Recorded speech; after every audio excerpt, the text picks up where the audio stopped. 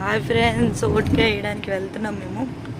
తీసుకోండి, దారిలో ఉన్నాము.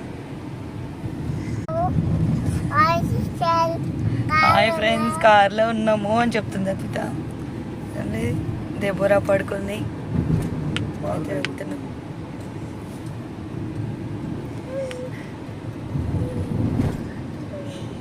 హ్యాపీ అద్విత, ఓటేయడానికి వెళ్తున్నాం మేము. హ్యాపీ అంట. నువ్వు వేస్తావా ఓటు? వేస్తావు. 18 yearsకి వేయాలి, ఇప్పుడు కాదు. ఓకేనా? అప్పుడు వేస్తావా?